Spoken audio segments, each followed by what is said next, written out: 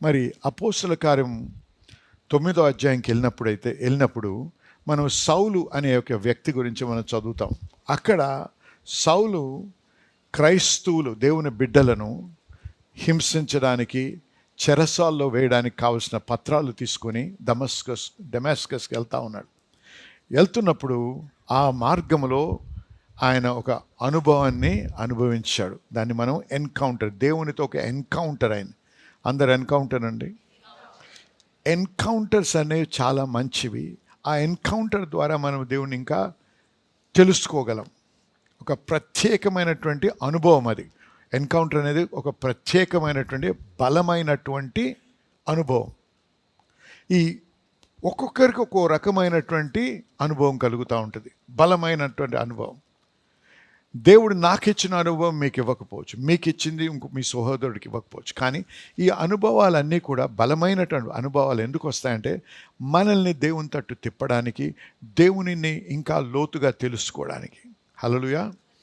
కానీ వినండి, దేవునితో ఒక అనుభవం, ఇటువంటి బలమైనటువంటి అనుభవం పొందగానే దేవుని కొరకు నువ్వు నిలబడలేవు. అది దేవుని తెలుసుకోవడానికే. అందుకే ఇక్కడ సౌలుకి ఏమొద్దో ఒకసారి చూడండి. మంచి అనుభవం పొందాడు. పొందిన తర్వాత లేచి కనులు విప్పినప్పుడు అప్పుడు గ్రహించాడు నేను గుడ్డివాడినని. ఎన్కౌంటర్స్ ద్వారా సాధారణంగా మేలు జరుగుతుందని కీడు జరగదు. కానీ ఒక్కోసారి కనుచూపు ఉన్నవాడికే దేవుడు గుడ్డితనాన్ని ఇచ్చాడు. ఒక ప్రత్యేకమైనటువంటి ఒక సంఘటన ఇది. ఇక్కడ ఈ వచనం చూడాలి.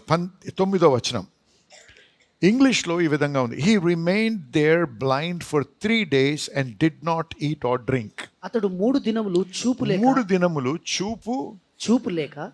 లేక అన్నపానములేమి పుచ్చుకొనకుండా ఉన్నాడు. ఆగండి. దేవుడు ఈయనకు ఒక ప్రత్యేకమైనటువంటి బలమైన అనుభవం ఇచ్చాడు. ఎందుకు? దేవునికి ఒక ఉద్దేశం ఉంది ఆయన పట్ల, ఆయన వాడుకోవాలని. ఆ యొక్క అనుభవము ఆయన క్వాలిఫై చేయలేదు, ఆ అర్హతనివ్వలేదు. ఏం అర్హత? సేవ చేసే అర్హత. సేవ చేయాలన్నప్పుడు నిన్ను నువ్వు దేవునికి సమర్పించుకుంటూ ప్రత్యేకపరచుకోవాలి. 3 దినాలు దేవుడు ఎక్కడుంచాడు ఆయన్ని? ఒక స్థలములో ఉంచి, గుడ్డితనంలో ఉండి, నీరు తాగలేదు, ఆహారము తినలేదు. ఏంటండి దాన్ని? ఉపవాసం అంటాం. అందరు చెప్పండి ఏంటండి? వినండి, యేసు ప్రభు పరిశుద్ధాత్మ అనుభవం పొందాడు. ఎప్పుడు? నీటిలో బాప్తిస్మం పొందినప్పుడు పరిశుద్ధాత్ముడు ఆయన మీదకి వచ్చాడు. కానీ మినిస్ట్రీ, సేవ కొరకు ఇంకా క్వాలిఫై అవ్వలేదు, అర్హుడు కాలేదు. అయితే పరిశుద్ధాత్ముడు వెంటనే ఏం చేశాడు? ఎడారిలోకి తీసుకెళ్ళి. దేనికండి? ఉపవాసం ఉండడానికి. ఉపవాసము ఎంత ప్రాముఖ్యమో మన జీవితంలో మీకు వాక్యానుసారంగా చూపిస్తున్నాను. మోషేకి ఒక గొప్ప అనుభవం జరిగింది. ఏంటది? మండుచున్న పొద. కానీ అర్హుడు కాలేదు. 40 దినాలు ఉపవాసం ఉన్నాడు. హల్లెలూయా, ఆమె చెప్పాలి. చూస్తున్నారా? దేవుని చేత అంత గొప్పగా వాడబడినా వాడబడకపోయినా, నువ్వు ఎక్కడ ఉన్నా అక్కడ దేవుడు నిన్ను వాడుకోవాలంటే నిన్ను నువ్వు దేవునికి ప్రత్యేకపరచుకొని, దేవునికి నిన్ను నువ్వు సమర్పించుకుంటూ ఉపవాసంతో ప్రార్థన చేయాలి. నీతోనే మాట్లాడుతున్నాడు మీ సహోదరుడికి చెప్పండి. పాస్టర్ గారు మీతోనే మాట్లాడుతున్నాడని చెప్పండి. ఏం మాట్లాడుతున్నాడండి? పక్కవారికి చెప్పండి, నువ్వు ఉపవాసం ఉండాలంట అని. ఉపవాసం ఉండి ప్రార్థన చేయాలి. నేను చెప్పేది పక్కోడికి కాదు, నీతోనే మాట్లాడుతున్నా. హలో చెప్పండి, విన్నారా? సౌలు 3 దినాలు ఉపవాస ప్రార్థన చేసిన తర్వాత అననయ అనేటువంటి భక్తుడిని యేసు ప్రభు సౌలు దగ్గర పంపించాడు. అప్పుడు వెంటనే ఎందుకు పంపించలేదు? సరిదిద్దాలి, హృదయాన్ని సరిదిద్దాలి, మనస్సును సరిదిద్దాలి, నిజమైనటువంటి పశ్చాత్తాపంతో దేవుని దగ్గర రావాలి. దీనికి సమయం పడుతుంది. లార్డ్ ఫర్గివ్ మీ అంటే అయిపోదు. ఫర్గివ్ మీ అని అడగాలి, కానీ మార్పు జరిగిందా లేదా సమయం పడుతుంది. నీ హృదయంలో అది నిజంగా నువ్వు ఆ యొక్క విషయం నువ్వు తెలుసుకొని నిజమైనటువంటి హృదయపూర్వకంగా పశ్చాత్తాపడడానికి సమయం పడుతుంది. దేవునికి నిజముగా సమర్పించుకోవడానికి సమయం పడుతుంది. అందుకే ఉపవాసం ఉంటూ ప్రార్థన చేయాలి. ఈ 3 దినాలు ఏం చేశాడండి చూపిస్తాను మీకు. 3 దినాలు తినకుండా ఉండదు, నిరాహార దీక్ష చేయలేదు, ఉపవాస ప్రార్థన చేశాడు. అది వాక్యంలో ఉంది, చూపిస్తాను. 3 దినాలు ఆయన ఆ విధంగా చేసిన తర్వాత దేవుడు ఆయన పంపించాడు, అననీయని పంపించాడు. అననీయకి దేవుడు చెప్పాడు ఎక్కడున్నాడు సౌలు, అక్కడికి వెళ్ళమని. అప్పుడు ఏమైంది? 17వ వచనం. అననీయ వెళ్ళి ఆ ఇంట ప్రవేశించి అతని మీద చేతులుంచి, సౌల సహోదరుడా, నీవు వచ్చిన మార్గంలో నీకు కనబడిన ప్రభువైన యేసు నీవు దృష్టి పొంది పరిశుద్ధాత్మతో నింపబడినట్లు నన్ను పంపి ఉన్నాడని చెప్పాను. అప్పుడే అతని తన కన్నుల నుండి పొరల వంటివి రాలగా దృష్టి కలిగి. ఆగండి, ఇక్కడ వినండి. ఇక్కడ అననీయ వెళ్ళి ఏం చేశాడండి? చేతులుంచాడు. చేతులుంచినప్పుడు ఏమైంది? చూపు వచ్చింది, కాక పరిశుద్ధాత్మ చేత నింపబడ్డాడు. హల్లెలూయా. ఉపవాస ప్రార్థనలు చేసినప్పుడు మనలో ఆ గుడ్డితనాన్ని దేవుడు తీసేసి నూతనమైన అభిషేకాన్ని దేవుడు మనకిస్తాడు. హల్లెలూయా. కానీ ఇక్కడ వినండి, ఉపవాసం ఉన్నందుకు కాదు, ఉపవాసము ద్వారా నన్ను నేను తగ్గించుకుంటూ దేవుణ్ణి గోజాడుతున్నాను. దేనికి గోజాడుతున్నా? ఆయన ఇచ్చిన వాగ్దానము కొరకు. ఏమన్నాడు? తండ్రి, నువ్వు యెరూషలేము వదలకుండా ఇక్కడే ఉండండి. తండ్రి వాగ్దానం ఇచ్చిన వాగ్దానం మీ యొక్క జీవితంలో నెరవేర్చబడుతుంది అన్నాడు. కాబట్టి అది జరిగే వరకు ఇక్కడ నుంచి కదలొద్దు అన్నాడు. ఆమేన్, హల్లెలూయా. అప్పుడు ఎప్పుడైతే వారు ఒక ఐక్యతతో ఉండి ప్రార్థన చేశారో అకస్మాత్తుగా పరిశుద్ధాత్ముడు వారి మీద వచ్చినప్పుడు సంపూర్ణంగా మార్చబడి బలమైన సాక్షులుగా మారి దేవుని శిష్యులుగా ముందుకెళ్ళారు. హల్లెలూయా. వినండి, ఈ మనము చేసే ఉపవాస ప్రార్థన వ్యర్థముగా చేయటం లేదు, లేకపోతే స్వార్థపరమైనటువంటి ఆశల కొరకు చేయటం లేదు. స్వార్థపరం కాదు. మనం ఈ విధంగా దేవుణ్ణి ఆశించి ప్రార్థించి మనల్ని మనం దేవునికి సమర్పించుకొని, దేవా నన్ను పరిశుద్ధాత్మతో నింపి నువ్వు వాడుకో అన్నప్పుడు మన అవసరాలు ఆయనే తీరుస్తాడు. మనకు స్వస్థతను అనుగ్రహిస్తాడు, మనకు సమృద్ధిని అనుగ్రహిస్తాడు, మనశ్శాంతిని ఇస్తాడు, మరి జీవితంలో సంతృప్తిని కూడా కలిగిస్తాడు. కానీ మన ఉద్దేశం ఏముండాలి? దేవుణ్ణి సంతోషపెట్టాలి, దేవుని కొరకు నేను సేవ చేయాలి, దేవుని కొరకు నేను జీవించాలి అనే ఉద్దేశం ఉన్నప్పుడు దేవుడు మనం పరిశుద్ధాత్మతో నింపుతాడు. హల్లెలూయా. అయితే ఇక్కడ వినండి, పరిశుద్ధాత్మతో నింపబడ్డాడు. చదువు నాయన. అప్పుడే అతని కన్నుల నుండి పొరల వంటివి రాలగా దృష్టి కలిగి లేచి బాప్తిస్మము పొందెను. హల్లెలూయా. Okay, verse 20. 20వ వచనం. వెంటనే సమాజ మందిరములలో యేసే దేవుని కుమారుడని ఆయనను గూర్చి ప్రకటించుచూ వచ్చెను. విన్న వారందరూ విభ్రాంతి నొంది, యెరూషలేములో ఈ నామమును బట్టి ప్రార్థన చేయు వారిని నాశనము చేసిన వాడు ఇతడే కదా. 22. 22వ వచనం. అయితే సౌలు మరి ఎక్కువగా బలపడి ఈయనే క్రీస్తు అని రుజువుపరచుచు దమస్కులో కాపురమున్న యూదులను కలవరపరచెను.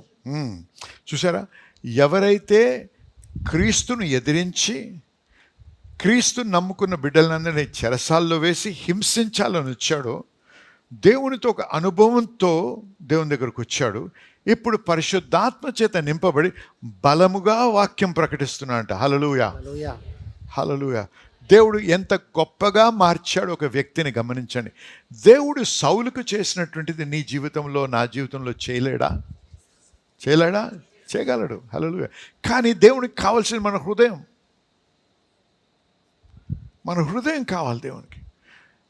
సామెతలు 23:26 చూడండి ఒకసారి. మై సన్, నా కుమారుడా, నీ హృదయమును నాకివ్వుము. My son, give me thine heart. అందుకే ఈ ఉపవాసం ఉన్నంత మాత్రాన దేవుడు జవాబు ఇవ్వడు. మన ఉపవాసం ఉంటూ హృదయపూర్వకముగా ప్రార్థన చేయాలి, హృదయపూర్వకంగా ఆశించాలి దేవుణ్ణి. హల్లెలూయా. వినండి జనులారా, మిమ్మల్ని ప్రోత్సహిస్తున్నాను, మరి హెచ్చరిస్తున్నాను కూడా. మన జీవితం ఫలభరితంగా కావాలంటే, మన జీవితం సంతృప్తి ఉండాలంటే, మన జీవితంలో నిజమైన ఆనందం ఉండాలంటే డబ్బు ఇవ్వలేదు. మనం ఎందుకైతే దేవుడు మనల్ని సృష్టించాడో అది పరిపూర్ణం చేసినప్పుడే ఆ సంతృప్తి ఉంటుంది. అది పరిపూర్ణం చేయాలంటే ఆయన శక్తి లేకుండా మనము చేయలేం. ఇటీవల ఒక వ్యక్తి గురించి చదివాను. ఆయన బిలియనేర్, ఆయన డాలర్లో బిలియనేర్. 8 బిలియన్ సంపాదించాడంట. కానీ ఆయన తృప్తి ఎక్కడుందంట తెలుసా? వచ్చిన నయా పైసా లేకుండా చనిపోయాడంట. అంతా ఇచ్చేసాడంట. ఇచ్చినప్పుడే ఆయనకి సంతోషము, సంతృప్తి. మనమేమనుకుంటాము చాలా సాధారణంగా, మనం ఎంత డబ్బు ఉంటే అంత సంతోషం ఉంటుందని, ఎన్ని ఆస్తులుంటే అంత సంతోషం ఉంటుందని. కానీ నిజమైన సంతోషము, నిజమైన సమాధానము, నిజమైన సంతృప్తి ఎప్పుడు కలుగుతుందంటే దేవుడు నిన్ను ఎందుకు సృష్టించాడో అది పరిపూర్ణం చేసినప్పుడే నీకు నిజమైన సమాధానము, సంతోషం, సంతృప్తి కలుగుతుంది. హల్లెలూయా. జనులారా, ఎప్పుడు కూడా సాతాను ఏం చేస్తాడంటే దేవుని మీద దృష్టి లేకుండా ఇతర విషయాల మీద దృష్టిని ఉంచుతూ ఒక మత పిచ్చివాడిగా మారుస్తాడు. అందుకే సంఘానికి వస్తాం, బైబిల్ చదువుతాం, ప్రార్థన చేస్తాం, దశం భాగం ఇస్తాం, కానీ జీవితం అదే స్థితిలో ఉంటుంది. మేలుండదు, జయం ఉండదు, లేకపోతే సంతృప్తి ఉండదు. ఒక రకమైనటువంటి ఆవేదన, ఒక రకమైనటువంటి వేదన, లేకపోతే ఒక రకమైనటువంటి స్ట్రెస్లో బ్రతుకుతూ ఉంటాం. ఈ స్ట్రెస్ ఇవన్నీ ఎందుకు వస్తున్నాయంటే మన దృక్పథే మారిపోయింది. దేవుని పట్ల లేదు. ఎంతగా ఉండాలో అంతగా లేదు. ఎప్పుడు నాది, స్వార్థము, నా భార్య, నా బిడ్డలు, లేకపోతే నా కుటుంబం, వీటి గురించి ఆలోచిస్తాం. కానీ నా మేలు, నా బాగు, చూసారా? అర్థమవుతుంది అందరికీ? ఆమె చెప్పండి. ఎప్పుడైతే మన దృష్టి, నువ్వు పాపివి కాదు, కానీ సాతాను ఏం చేస్తాడంటే మన దృష్టి దేవుని మీద తీసేసి ఇతర విషయాల మీద పెట్టి మనల్ని దేవునికి దూరస్తులుగా చేస్తున్నాను. సాధారణంగా, సహజముగా క్రైస్తవుడు, దేవుణ్ణి నమ్ముకున్నవాడు, దేవుడంటే భయభక్తుల్లో ఉన్నవాడు పాపముతో ఎక్కువగా పోరాడాడు. కానీ ఎక్కడ మనకి నిజమైనటువంటి సవాల్ ఎక్కడుందో తెలుసా? పాపం కాదు, డిస్ట్రాక్షన్. పరధ్యానం కాదు, డిస్ట్రాక్షన్. అంటే ఇప్పుడు ఇది ఏదో పని చేస్తుంటే ఎవరో వచ్చి డిస్టర్బ్ చేస్తారు, ఈ అటెన్షన్ తీసి ఇటు పెడతాం. అర్థమైందా? కాబట్టి ఏం చేస్తారంటే ఇవాళ సండే కదా, చర్చికి వెళ్ళాలి, అంతే కదా, చర్చికి వెళ్ళాలి. సో 11కు మొదలైన 12:30కు వచ్చినా ఏం పర్వాలేదు, ఎందుకంటే చర్చికి వెళ్ళాలి అంతే. హలో చెప్పండి. ఆశ లేదు. అర్థమైందా? ఆశ లేదు. దేవుని పట్ల ఆ ప్రాముఖ్యత, దేవునికి ఇవ్వాల్సిన ప్రాముఖ్యత ఇవ్వడం మానేస్తాము. అందుకే దేవుడు ఒక మాట అన్నాడు, మీరు నన్ను ప్రేమించటం లేదు అనలేదు, నేను ప్రథమ ప్రేమను పోగొట్టుకున్నారన్నాడు. మొదటి ప్రేమ అంటే ప్రేమ కోల్పోలేదు. దేవుడు అంటే ప్రేమ ఉంది, కానీ దేవుని కంటే ఇంకే వేరే దానినో, విషయాన్నో, వ్యక్తినో ఎక్కువ ప్రేమిస్తున్నావు. దేవుని కూడా ప్రేమిస్తున్నావు.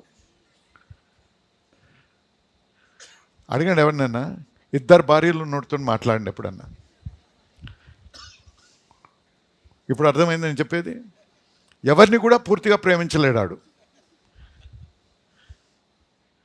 అందుకే దేవుడు you cannot serve God and mammon అన్నాడు. మీరు దేవునికి సిరికిని దాసులుగా ఉండాలి. ఎవరినో ఒకరినే ప్రేమించగలవు సంపూర్తిగా, హృదయానుసారముగా, హృదయంలోంచి. ఆమేన్. హల్లెలూయా. జనులారా వినండి, దేవుడు కోరేదేంటి?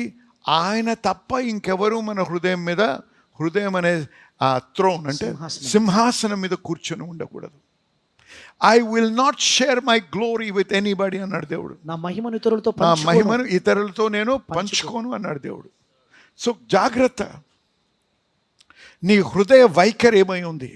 నువ్వు దేన్ని ఎక్కువగా గోజాడుతున్నావు? నోటితో ఒకటి చెప్తావు, నేను దేవుణ్ణే అంటావు, కానీ వినండి, దేనిని ఎక్కువ గోజాడుతున్నావు ఎలా తెలుసుకుంటావో తెలుసా? ఒక్కసారి గత వారంలో దేని మీద నువ్వు ఎక్కువ సమయం గడిపావో చూస్తే దానిని నువ్వు గోజాడుతున్నావు. అనేక మంది ఎవరిని అడగాలండి, ఎవరిని గోజాడుతున్నారు, మీ ఫోనే చెప్తుంది మీకు. ఒకసారి చూడండి స్టాటిస్టిక్స్, ఇన్ని గంటలు వీడియోలు చూశారు, ఇన్ని గంటలు ఇంకేంటి అది సినిమాలు చూశారు, లేకపోతే ఇన్ని గంటలు రీల్స్ చూశారు, అన్నీ అదే స్టాటిస్టిక్స్ ఇస్తుంది. ఇంతసేపు నువ్వు బైబిల్ చదివే దాంట్లో కూడా ఉంటుంది. ఎంతసేపు ప్రార్థన చేసావో నీకు తెలుసు. దేవా నువ్వంటే నాకు చాలా ప్రేమ. నిజమా? ఒకసారి నీ ఫోన్ చూసుకో అంటాడు దేవుడు. అర్థమవుతుంది కదా నేను చెప్పేది? ఈ ఉపవాసం ఉండడము, దేవుడు మనం తినటం లేదు కాబట్టి మనల్ని దీవించాడు. నిరాహార దీక్షని దేవుడు దీవించాడు. మనం ఆహారాన్ని ఎందుకు తినటం లేదంటే, దేవా శరీరం కావాల్సిన ఆహారం కంటే నీవు నాకు కావాలి అని దేవునికి వ్యక్తపరచడానికి, మన హృదయములో ఉన్నటువంటి విషయాన్ని క్రియాపూర్వకంగా దేవునికి తెలియపరచడానికి మనం చేస్తున్న క్రియ ఇది. ఆమె చెప్పాలి. హల్లెలూయా. వినండి జనులారా, సౌలు అనేటువంటి వ్యక్తి ఈ విధంగా ఉపవాసము ద్వారా దేవుని దగ్గర ఉన్నప్పుడు బలముగా అభిషేకించబడి, మరి ఆయన నోరు విప్పి మాట్లాడినప్పుడు ఎవరు కూడా ఆయనకి ఎదురు చెప్పలేకపోయారు. హల్లెలూయా. వినండి జనులారా, మనకి దేవుడు ఇచ్చిన వాగ్దానం ఈ సంవత్సరం ఏమిటండి? Bursting fourth, break through, acceleration and irresistible move of God. Amen. ఇవి మన జీవితంలో, ఇది దేవుడు మనకిచ్చాడు. కానీ ఈ వాగ్దానము దానంతట తాను మన జీవితంలో నెరవేర్చబడదు. దేవుడు వాగ్దానం ఇచ్చాడు, పరిశుద్ధాత్మ చేత నింపుతానని వాగ్దానం ఇచ్చాడు. బాప్తిస్మ యోహాను, నా తర్వాత వచ్చేవాడు నాకంటే గొప్పవాడు, నేను నీటితో బాప్తిస్మ ఇస్తున్నాను కానీ ఆయన మీకు పరిశుద్ధాత్మ చేత నింపుతాడు అన్నాడు. హల్లెలూయా. అయితే ప్రభు ఏమన్నాడు? వేచుకుని ఉండమన్నాడు. ఆ పరిశుద్ధాత్మ అభిషేకము కొరకు వేచుకొని ఉండమన్నాడు. హల్లెలూయా. అయితే వాగ్దానం అయితే ఉంది, పరిశుద్ధాత్మ చేత నింపబడతామని. వాగ్దానము స్వాతంత్రము చేసుకొని దాన్ని అనుభవించాలంటే నేను ఇష్టం వచ్చినట్టు బ్రతుకుతే అవ్వదు. దేవుని దగ్గర గోజాడాలి. మన సహకారం లేకపోతే మన we have to play our part. మన పాత్ర మనం వహించాలి. దేవుని వాగ్దానాలు మనం పొందాలంటే ఫెయిత్ అండ్ పేషెన్స్ అన్నాడు. అంటే విశ్వాసము నిరీక్షణ. విశ్వాసము నిరీక్షణ. నిరీక్షణ అంటే ఇలా కూర్చొని జరుగుతుందేమో అనే నిరీక్షణ సమయంలో ఏం చేయాలి? ప్రార్థన చేయాలి. దేన్ని బట్టి? దేవా చేయని కాదు. దేవా నువ్వు వాగ్దానం ఇచ్చిన వాడివి, మాట తప్పని దేవుడు కాబట్టి నేను మీ దగ్గర గోజాడుతున్నాను, మీకు స్తుతి చెల్లిస్తూ ప్రార్థన చేస్తున్నాను. అర్థమైన వారమని చెప్పండి. హల్లెలూయా. కాబట్టి వాగ్దానం అయితే ఉంది. ప్రభా ఎందుకు జరగటం లేదు నా జీవితంలో? నువ్వు ప్రార్థన చేయటం లేదు, దేవుని దగ్గర నువ్వు కనిపెట్టడం లేదు, నువ్వు ఎంతగా ప్రార్థన చేయాలంత చేయటం లేదు. ఎందుకు? దాని వలన దేవుడు నీకు జ్ఞానాన్ని ఇస్తాడు, దేవుడు నీకు తోడై ఉంటాడు, దేవుడు నిన్ను నడిపిస్తాడు. ఆ నడిపించినప్పుడు, ఆయన జ్ఞానముతో మనం నడిచినప్పుడు దేవుని శక్తి మన పట్ల ప్రదర్శించబడి దేవుని శక్తి మనల్ని విజయవంతులుగా మారుస్తుంది. హల్లెలూయా. అయితే మనం గమనించింది ఏంటి? రెండో సమూయేలు 5వ అధ్యాయం 17 నుంచి 19లో చూసినట్టయితే, ఇంతకుముందు మీకు చెప్పాను, దావీదుని ఎదిరిస్తున్నారు ఎవరు? ఫిలిస్తీయుల రాజులందరూ కలిసి. అప్పుడు దేవుని వాక్యంలో ఏమన్నదంటే, David went in to the stronghold. అంటే దావీదు ప్రాకార స్థలమునకు వెళ్ళాడు. ప్రాకార స్థలం అంటే అది ఎటువంటి స్థలం అంటే ఎవరు కూడా నథింగ్ కెన్ పెనిట్రేట్, ఏది కూడా వెళ్ళలేదు, ఎవరు ఆయన్ని పట్టుకోలేరు. ఎందుకు వెళ్ళాడు అక్కడికి అంటే దేవుణ్ణి గోజాడడానికి అని నేను నమ్ముతున్నాను. ఎందుకంటే ఇప్పుడు అక్కడ దాని తర్వాత వాక్యం ఏముంటుందంటే, David enquired of the lord. దేవుడు యెహోవాను విచారించాడు, సంభాషిస్తున్నాడు దేవునితో. అయ్యా ఈ పరిస్థితి ఏర్పడింది. గమనించండి, ఇప్పటికే దావీదు అనేక యుద్ధాలు పోరాడాడు, జయించాడు. అంతేకాదు యోధుల్ని కూడా సంహరించాడు. గొప్ప ట్రాక్ రికార్డ్ ఉంది ఆయనకి. ఆమేన్. గొప్ప ఎక్స్పీరియన్సెస్ ఉన్నాయి, అనుభవాలు ఉన్నాయి ఆయనకి. యుద్ధంలో మరి ఆజానుబాహుల్ని మరి యోధుల్ని సంహరించినటువంటి అనుభవాలు ఉన్నాయి. ఆయన వాటిని బట్టి ఈ యుద్ధానికి ముందుకు వెళ్ళలేదు. కానీ ఏమనంటే ఏదైనా నాకు దేవుడికి తోడై ఉండాలి, దేవుడు తోడై ఉంటేనే నాకు తెలుసు నాకు జయమని. ఆమేన్. కాబట్టి మనుషుల మీద ఆయన పెంచినటువంటి మరి తర్బీదిచ్చినటువంటి ఈ యొక్క గొప్ప సైనికుల మీద, ఎందుకంటే వారు కూడా ఈయన ఒకడే కాదు ఆ యోధుల్ని చంపినవాడు, ఆయన తర్బీదు చేసి లేపినటువంటి వారు శిష్యులు కూడా అటువంటి గొప్ప వీరులు. వారున్నా కూడా దావీదు ఏం చేస్తాడు, ప్రభువా నీవు నాకు కావాలి. సాధారణంగా మనం ఏం చేస్తాం తెలుసా, మనకున్న ఆస్తుల మీద, మనకున్న జ్ఞానం మీద, మనకున్న పలుకుబడి మీద, మనకున్న కనెక్షన్ల మీద ఆధారపడుతూ ఉంటాం. అయిపోద్దులేండి, ఎందుకు మన సహజ జ్ఞానముతో పరిష్కరించాలని చూస్తాం పరిస్థితుల్ని. కానీ మనము ఎప్పుడైతే దేవుని మీద ఆధారపడడం నేర్చుకుంటామో దేవుడు ఎంతో సంతోషిస్తాడు. ఎందుకంటే అప్పుడు మన జ్ఞానాన్ని మనం దేవుడు చేయటం లేదు, మనకున్న కనెక్షన్లను దేవుడిగా మార్చటం లేదు, మనకున్న ఇన్ఫ్లుయెన్స్ వాడటం లేదు. కానీ దేవా నీవు నిజంగా హృదయపూర్వకంగా కోరుతున్న ప్రభా నీ సహాయము నాకు కావాలి. ఎప్పుడైతే దావీదు ఆ విధంగా ప్రార్థన చేశాడో దేవుడు జవాబిచ్చాడు. హల్లెలూయా చెప్పాలి. నీవు ప్రార్థన చేసినప్పుడు దేవుడు నీకు జవాబిస్తాడు. ఆ ఉద్దేశముతో, ఆ మనస్తత్వముతో, ఆ విశ్వాసముతో దేవుని దగ్గరికి వెళ్ళాలి ప్రార్థనలో. విన్నారా? దేవుడు నాతో మాట్లాడతాడు, మాట్లాడిన మాటలు నేను వినగలను, నేను గ్రహించగలను అనేటువంటి నమ్మకముతో దేవుని దగ్గరికి వెళ్ళాలి. ఏదో ప్రార్థన అంటే వెళ్ళి నా సొదంతా చెప్పుకొని ఆమెను చెప్పినట్టు వెళ్ళిపోవడం కాదు, సంభాషణ అవసరం. గత రాత్రి వచ్చినట్టయితే నేను దాని గురించి కొద్దిగా మాట్లాడాను. దేవునితో సన్నిహిత సంబంధం అవసరం. ఆ సంబంధంలో ఏముంటాయి? ప్రార్థన ఉంటుంది, వాక్యము ధ్యానించుట ఉంటుంది, వాక్యము నెమరువేయటం ఉంటుంది, దేవుని యొక్క స్వరము వినే పరిస్థితి ఉంటుంది. ఇవన్నీ ఎందుకంటే ముఖ్యముగా అర్థం చేసుకోండి, ప్రార్థన అంటే దేవునితో సహవాసము. ఇంగ్లీష్లో prayer is communion with God. Communion అంటే ఎక్కడ కూడా కమ్యూనియన్ అన్న ఇద్దరైనా ముగ్గురు అందరూ కూడా కలిసి అందరికీ సమయం ఇస్తారు మాట్లాడడానికి, వినడానికి. అప్పుడే నా హృదయం మీకు తెలుస్తుంది, మీ హృదయం నాకు తెలుసు, మీ తలంపులు నేను గ్రహిస్తాను, మా తలంపులు మీరు గ్రహిస్తారు. ఈ విధంగా ఒకరినొకరు అర్థము చేసుకుంటాం. కానీ మన సాధారణంగా ఏం చేస్తాం, మనం ప్రార్థన అనగానే వెళ్ళి దేవునికి మన సొద, మనకున్నటువంటి బాధలు, మనకున్న అవసరాలు, మనకున్న కష్టాలు, మనకున్న నష్టాలు అన్నీ దేవునికి బయలుపరుస్తాం, అదేదో దేవునికి తెలియనట్టు. అప్పుడు మనం ప్రార్థన ఇచ్చేసేసుకున్నానని చెప్పి ఆమెన్ దేవా మీరే సాయం చేయాలని చెప్పి బయటకు వస్తాం. అది కాదు ప్రార్థన అంటే. గమనించిన వాక్యంలో జనులు ప్రార్థించినప్పుడు దేవుడు జవాబిచ్చాడు. అంటే దేవుడు మాట్లాడాడంటే ఆ మాట్లాడే దేవుడు మన దేవుడు కూడా అదే దేవుడు కదా మనం పూజించేది. కానీ మనం ఎందుకు వినలేని స్థితిలో ఉన్నామంటే మనము దేవునికి సమయం ఇవ్వటం లేదు అని మనతో వినడానికి. దేవుడు తన స్వరము ద్వారానే మాట్లాడు, వాక్యము ద్వారా ధ్యానించినప్పుడు వాక్యములో నుంచి దేవుడు మాట్లాడతాడు. లేకపోతే ఒక్కోసారి స్వరము ద్వారా మాట్లాడు, ఒక్కోసారి ఒక కదిలింపు ద్వారా మాట్లాడు, ఒక్కోసారి ప్రవచనము ద్వారా మాట్లాడతాడు. ఏ విధంగా మాట్లాడుతూ మనకు తెలియదు. కానీ మనము దేవునికి సమయం ఇవ్వకపోతే, దేవుని సన్నిధిలో సమయం గడపకపోతే, దేవుని దగ్గర ఆశతో రాకపోతే ఆ వాగ్దానాలను మనం స్వతంత్రించుకోలేము.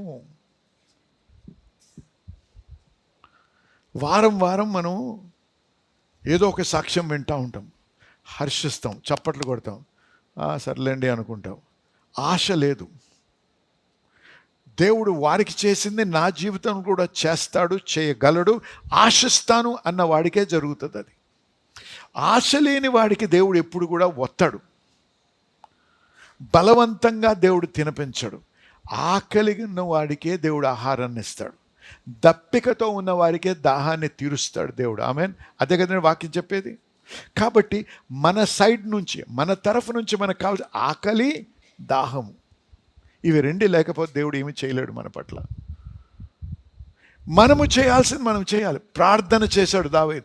ప్రార్థన చేసినప్పుడు దేవుడు మాట్లాడాడు. దేవుడు ఏమన్నా, వెళ్ళు, నేను మీకు తోడై ఉంటానన్నాడు. హల్లెలూయా. వినండి, I will surely deliver the Philistines into నీ యొక్క చేతులకు అప్పచెప్తానన్నాడు. ఫిలిస్తీయులు నీకు అప్పచెప్తానన్నాడు దేవుడు. అయితే యుద్ధం అయిపోయింది. యుద్ధం అయిపోయిన తర్వాత 20వ వచనంలో దావీదు ఒక మాట అంటున్నాడు, the lord hath broken fourth upon my enemies before me. జల ప్రవాహములు కొట్టుకొని పోవునట్లు జల ప్రవాహములు కొట్టుకొని పోవునట్లు యెహోవా శత్రువులను నా ఎదుట నిలవకుండా నాశనము. హల్లెలూయా. గమనించండి, పోరాడింది ఎవరండి? దావీదు. కానీ దావీదు గమనించాడు, ఇది నా శక్తి కాదు, ఇది నా బలం కాదు, ఇది సహజంగా మనుషులు చేసేది. దేవుడే ఒక వరద వలె వచ్చాడు. జల ప్రవాహం వలె వచ్చాడు, ఒక వరద వలె వచ్చి నాశనము చేశాడు. అందుకే దానికి పేరు మార్చేశాడు దావీదు. ఏమన్నాడు? బాల్ పెరసిం అన్నాడు. బయలు పెరాసిం. బాల్ పెరసిం. బయలు పెరాసిం. దేవుడు స్వరము వినడమే కాదు, కానీ ఆయన దేవుని యొక్క శక్తిని, విడుదలను ఆయన అనుభవిస్తున్నాడు. హల్లెలూయా. జనులారా, మనము కూడా దేవుని విధంగా అనుభవించాలంటే దేవుడు కోరేది ఒకటి. ఇంగ్లీష్లో అయితే కోరడం అంటే డిజైర్, కానీ తెలుగులో నాకు సరియైన పదము లేదు, కానీ మీ అందరికీ ఇంగ్లీష్ వచ్చు. గాడ్ డిమాండ్స్ అని ఉంది. డిమాండ్ వేరు, డిజైర్ వేరు.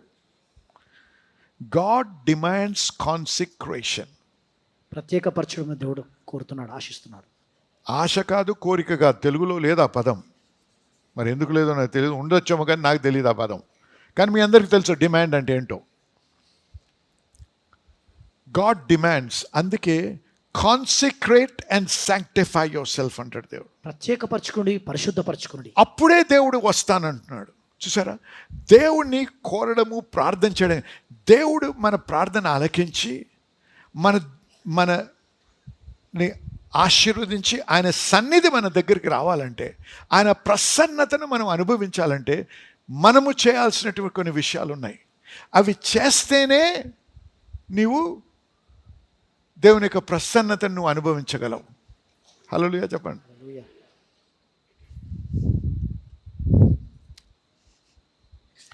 ఫామ్ ఫిల్ చేస్తున్నారు, కొన్నిటికి స్టార్ మార్క్ ఉంటుంది. అది నింపకపోతే ఇంకో పేజ్కి వెళ్ళదు అది. అంతే కదండి, అందరికీ తెలిసిన విషయమే. అది డిమాండ్ అన్నమాట. అది నువ్వు ఏమన్నా చెయ్యి, నువ్వు ఇంకో పేజ్కి వెళ్ళలేవు అది నింపే వరకు. అది పూర్తి చేస్తేనే నువ్వు నెక్స్ట్ పేజ్కి వెళ్తావు. అలాగే దేవుడు ప్రభా అని నువ్వు మొరపెట్టి ఉపవాసం ఉండి గట్టిగా బిగ్గరగా ప్రార్థన చేసినా దేవుడు డిమాండ్ చేసిన శాంక్టిఫికేషన్ లేకపోతే దేవుడు నీ దగ్గరికి రాలేడు. ఎందుకంటే దేవుడు పాపముతో సహవాసము చేయలేడు. నిన్ను ప్రేమిస్తున్నాడు కాబట్టే మనకు బయలుపరుస్తున్నాడు. ఈ విధంగా నువ్వు చెయ్యు, నేను ఖచ్చితంగా నీ దగ్గరకు వస్తానంటున్నాడు దేవుడు. నీకు సహాయం చేస్తానంటున్నాడు దేవుడు. అందుకే రెండో దినవృత్తాంతాలు 7వ అధ్యాయం 14వ వచనం చూసినట్టయితే, మనం ఇంతకుముందు చూసాము. కొన్ని విషయాలు మరొకసారి త్వరగా చూసుకుందాం. ఏమంటున్నాడు? నా పేరు పెట్టబడిన నా జనులు తమ్ము తాము తగ్గించుకొని. నంబర్ 1, ఒకటి తమ్ము తాను తగ్గించుకోవాలి అన్నాడు. చెప్పండి, తగ్గించుకోవాలి.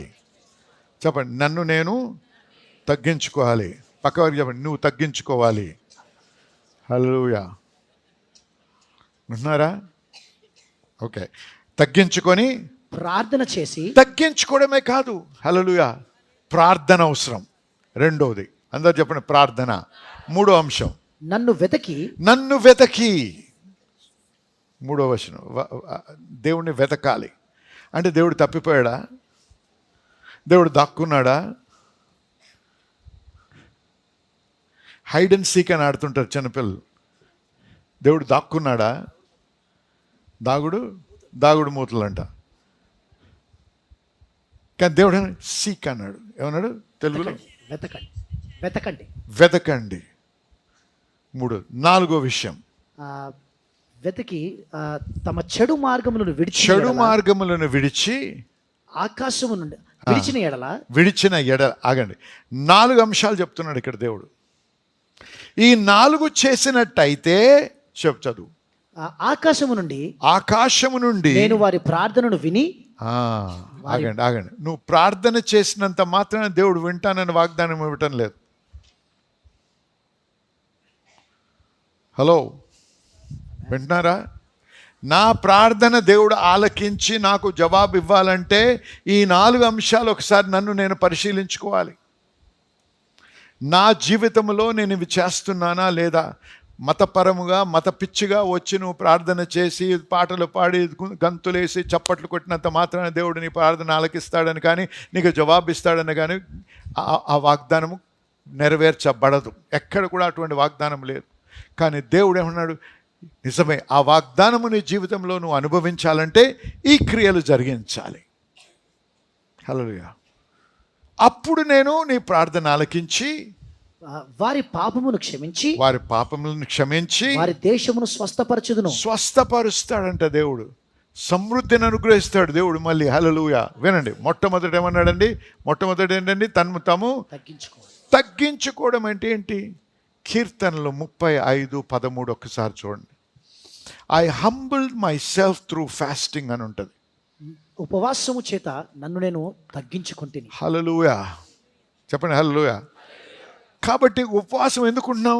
నన్ను నేను తగ్గించుకోవడానికి, నా యొక్క శరీర ఏచ్ఛలను అనగదొక్కడానికి. వినండి, వాక్యంలో ఏముంది? ఆత్మకి శరీరానికి ఎప్పుడు బద్ధ వైరం ఉందంట. ఎప్పుడు కూడా శరీరేచ్ఛలు మనల్ని దేవుడి నుంచి దూరపరచడానికే ప్రయత్నం చేస్తాయి. హృదయమేమో, ఆత్మేమో దేవుని దగ్గరికి రావాలని కోరుతూ ఉంటాడు. The spirit is willing but the flesh is weak. ఆత్మ సిద్ధమే కానీ శరీరము బలహీనము. శరీరం బలహీనం అంటే ఏంటి? దేవుని మాటకు లోబడ్డానికి బలహీనం. కానీ కొవ్వింది కాబట్టే దేవునికి వ్యతిరేకంగా నడిపించడానికి ప్రయత్నం చేయాలి. వాక్యానుసారంగా జీవించడానికి బలహీనత ఉంది. ఎందుకంటే కొవ్విపోయాడు.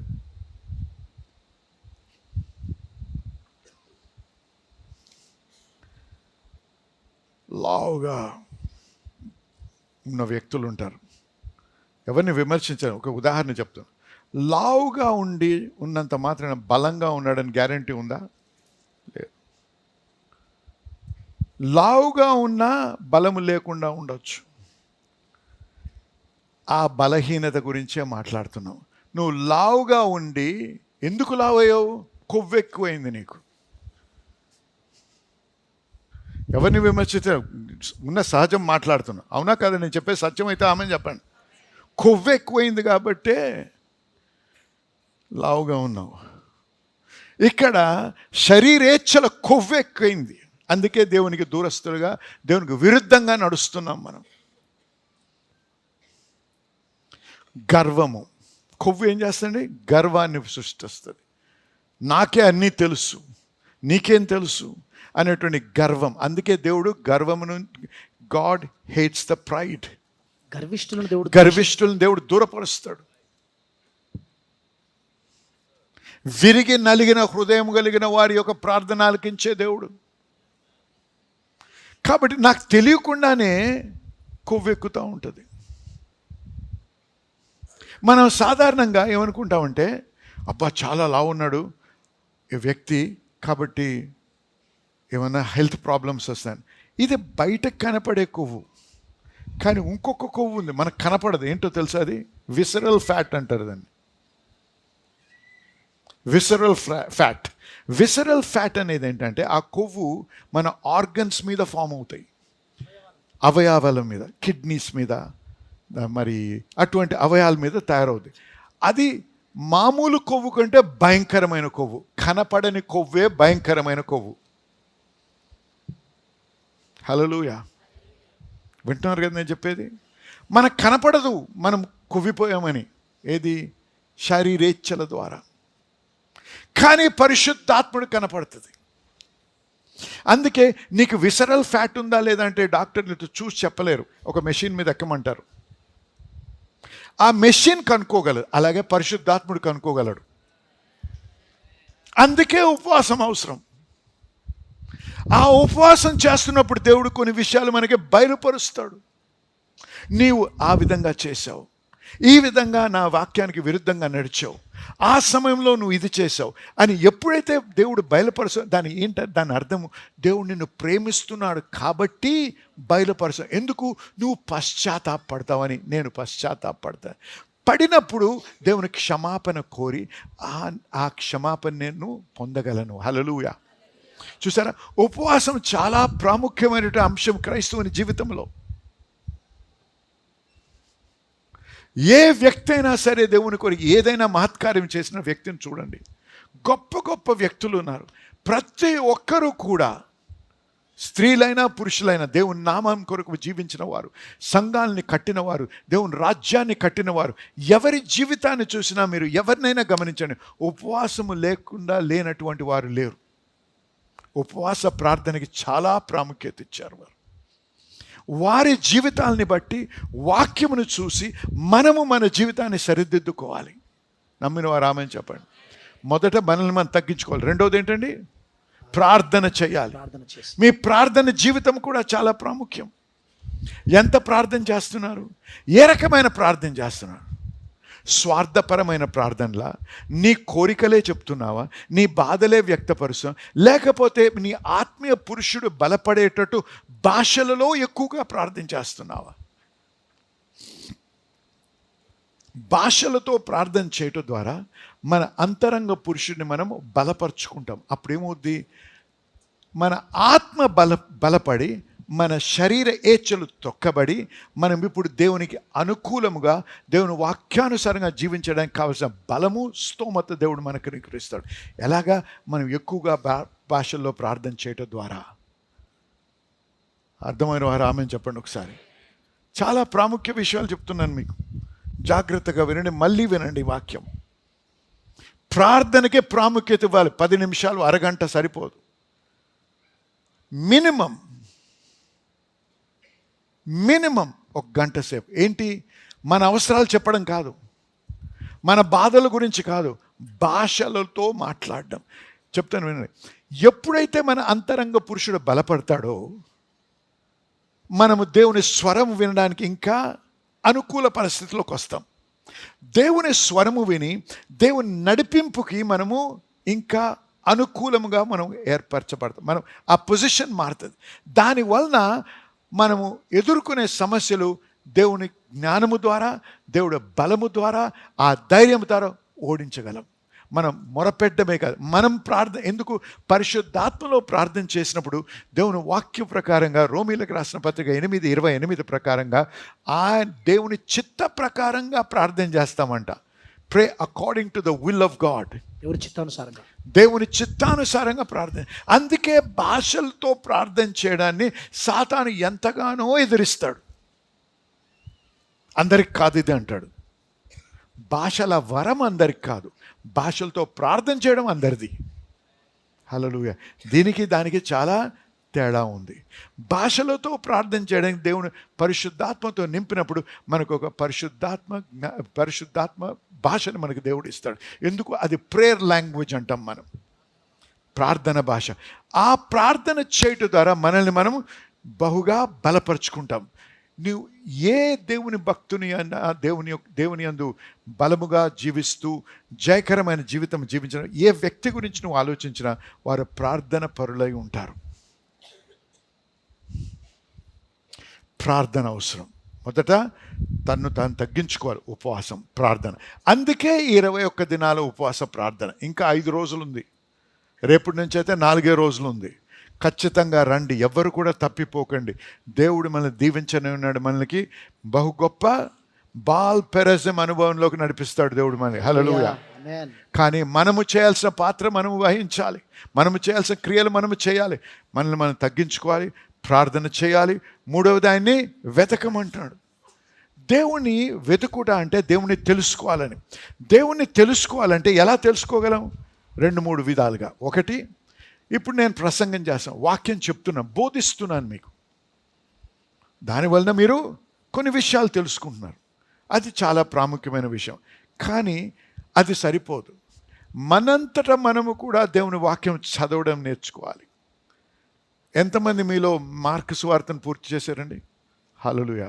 ఇప్పుడు కొత్త అసైన్మెంట్ ఇస్తున్నా. రేపటి నుంచి 4 రోజులు ఉంది. రోమీలకు రాసిన పత్రిక 16 అధ్యాయాలు ఉన్నాయి. 4 అధ్యాయాలు రోజుకి.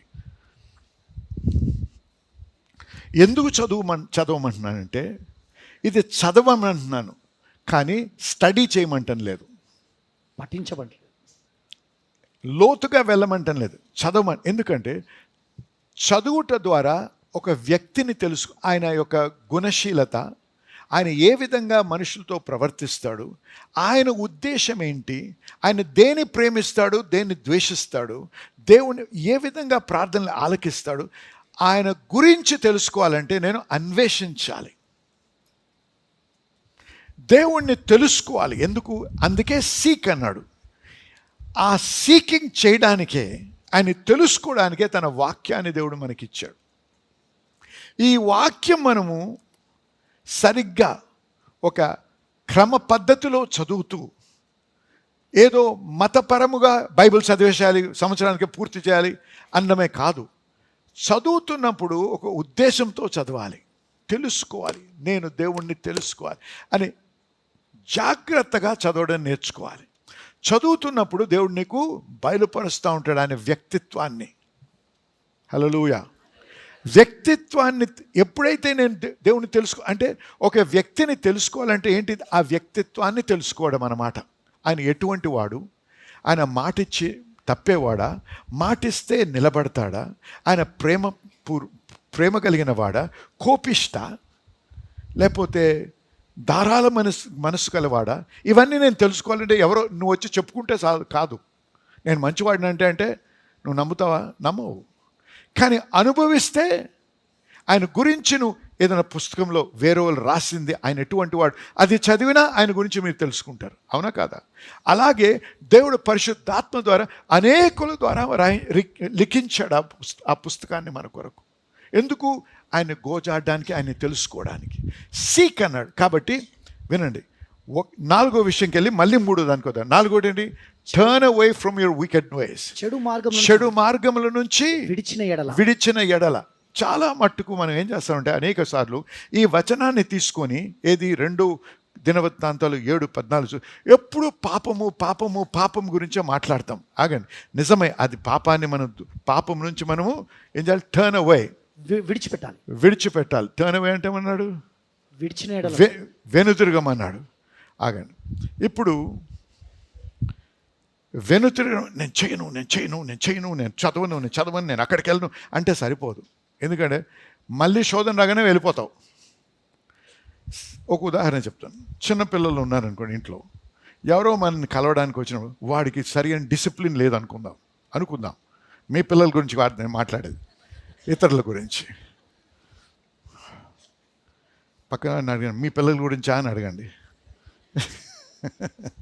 సరే, అయితే ఈ చిన్నపిల్లను వాడికి డిసిప్లిన్ లేదు. నన్ను విజిటర్స్ వచ్చారు, మాట్లాడుతాను, సోఫా మీద కూర్చున్నాం. వాడు ఆ సోఫా నుంచి ఆ సోఫా దుంకుతున్నాడు, ఇక్కడ నుంచి చైర్ తీసి అక్కడ నూకుతున్నాడు. నవ్వుతున్నారు. మీ ఇళ్ళల్లో జరుగుతుందో ఏమో మరి, నాకు తెలియదు. ఆడే రిమోట్ వాడి చేతిలోనే ఉంటుంది. ఏసీ ఆపుతుంటాడు, ఆన్ చేస్తుంటాడు, టీవీ ఆన్ చేస్తాడు, టీవీ తిప్పేస్తాడు, అది చేస్తాడు. చెయ్యొద్దు బాబు అంటే వినడు. ఆడికి తెలుసు తప్పని, చెయ్యొద్దు అని నువ్వు చెప్పినా చేస్తూ ఉంటాడు. అదే నీకు భరించలేక ఏం చేస్తావు? ఇదిగో ఈ ఫోన్ తీసుకో అంటావు, ఆ గేమ్స్ ఆడు అంటావు. ఏం చేస్తాడు? అవన్నీ మానేసి turn away from something, turn towards something. ఏం చేసాం? అటెన్షన్ని తిప్పామన్నమాట. మన వైఖరిని తిప్పాలి. పాపమును మానడమే కాదు, పాపం చేస్తానా పడిపోతానా, ఖచ్చితంగా పడతావు. అందుకే ఒక ఎడిక్షన్ నుంచి బయటకు వచ్చినప్పుడు, తాగుడు అనుకుందాం, ఎడిక్షన్ నుంచి బయటకు రాగానే ఏం చేయాలి? ఆ ఉద్దేశం వెంటనే వేరే రకమైనటువంటి స్నేహితులతో కలవాలి. ఆ గ్రూప్ ఎటువంటిదంటే ఆ మాటలు మాట్లాడవు, దాని గురించి ఆలోచించవు, ఆ దృక్పథమే లేదు. వారు ఏదో మంచి, లెట్స్ సే ఫర్ ఎగ్జాంపుల్, వారు మంచి గాల్ఫ్ క్లబ్ అనుకుందాం. ఏం చేస్తారు? ప్రతి సమయం గాల్ఫ్ ఆడదామని తీసుకెళ్తారు. వాళ్ళ తలంపు అంతా వేరుంటుంది. అర్థమైన వారు ఆమెను చెప్పండి. మీరు సంఘంలో ఉన్నారు, పాపం చేయదు పాపం చేయదు పాపం చేయొద్దు అని చెప్పి నిన్ను నువ్వు అనుకుంటూ తాగే దోస్తులతో స్నేహితులతో ఉంటే ఖచ్చితంగా తాగుతావు మళ్ళీ. అది మానేసి ప్రార్థన గ్రూప్కి రండి, సంఘానికి రండి, వర్షిప్ నైట్కి రండి. ఇట్లా లేకపోతే ఇంకేదైనా హాబీ ఇంకేదైనా, కానీ అది మాని ఇది చెయ్యాలి. అందుకే ఏం చేస్తున్నాం, అది మాని దేవుణ్ణి వెతకడం మొదలు పెట్టాలి. హల్లెలూయా. ఇప్పుడు ఏమవుతుంది, మన వైఖరి మారిపోతుంది, మన హృదయం మారిపోతుంది, మన తలంపులు మారుతున్నాయి, మన చేష్టలు మారుతున్నాయి, మన మార్గాలు మారుతున్నాయి. అందుకు దేవుడు ఆకర్షించబడతాడు. దేవుని సన్నిధి ఆకర్షించబడాలంటే మనలో మార్పు కావాలి. ముందు దేవునిలో మార్పు కాదు, నేను ఉపవాసం ఉండే దేవుని మార్చడానికి కాదు, నన్ను నేను మార్చుకోవడానికి. ఎందుకంటే నా యొక్క శరీరేచ్ఛలు కొవ్వెక్కున్నాయి. కొవ్వు కరగాలంటే ఉపవాసం ఉండాలి. నేను మాట్లాడే అంతరంగ పురుషుడిలో ఆ శరీర ఏచ్ఛలు ఏవైతే ఉన్నాయో వాటిని అనగదొక్కడానికి, వాటిని భూమట్టము చేసి పాతి పెట్టడానికి. హల్లెలూయా.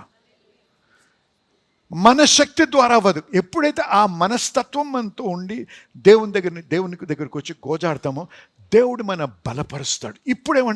ఇప్పుడు మీ ప్రార్థన ఆలకిస్తాను, మీ పాపలను క్షమిస్తాను, నేను మిమ్మల్ని దీవిస్తాను అంటున్నాడు. హల్లెలూయా.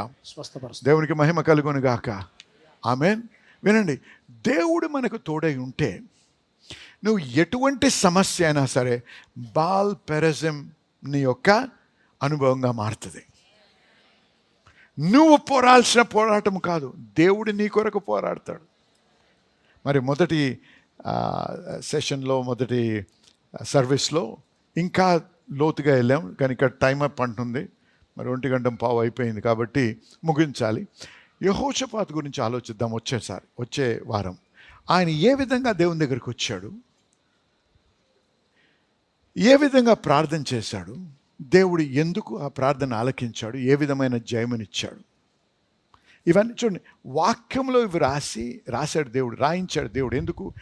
మనము అది చదివి వారు చేసినట్టు మనము చేసినట్టయితే, వారు చేసినట్టు వారు ప్రార్థించినట్టు మనం ప్రార్థించి మన హృదయాన్ని మన వైఖరిని మార్చుకొని దేవుని దగ్గర గోజాడినప్పుడు వారికి ఉన్న అనుభవం దేవుడు మనకు కూడా ఇస్తాడు.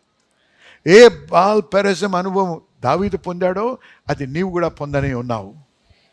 ఆత్మీయంగానే కాదు, శారీరకంగా, వ్యాపార రీతి, ఉద్యోగ రీతి, కుటుంబ రీతి, అన్ని విషయాల్లో నీకు బాల్ పెరజం అనుభవం దేవుడు ఇస్తాడు. కానీ మొట్టమొదట మనకు కావలసినటువంటిది ఏంటి? ఆత్మలో కావాలి. మనకి దేవుని యొక్క సంబంధంలో ముందుగా బాల్ పెరజం అనుభవం కావాలి. ప్రతి ఆటంకము కొట్టివేయబడాలి, ప్రతి కొవ్వు కరిగిపోవాలి, నిజమైన హృదయముతో దేవుని దగ్గర పశ్చాత్తాపం పడాలి, దేవుని యొక్క క్షమాపణ పొందాలి. హల్లెలూయా. ఇప్పుడు దేవుణ్ణి గోజాడుతూ వెంబడిస్తూ దేవుని వెంట పరిగెట్టాలి. దేవుడే ప్రథమముగా ఉండాలి మన జీవితంలో. హల్లెలూయా.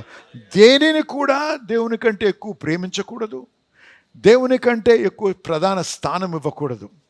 దేవుడికే మన హృదయాన్ని అర్పించాలి. Love the Lord your God with all your heart, mind, soul and strength. దేవుడైన యెహోవాను నీ పూర్ణ హృదయముతో, మనసుతో, బలముతో ప్రేమించు. ఎప్పుడైతే నువ్వు దేవుడిని ఆ విధంగా ప్రేమిస్తావో దేవుడు నిన్ను ఖచ్చితంగా ప్రేమిస్తాడు. నీ అవసరాలు తీర్చడమే కాదు, నువ్వు అడగనటువంటి దీవెనలు కూడా నీకు దేవుడు అనుగ్రహిస్తాడు. హల్లెలూయా.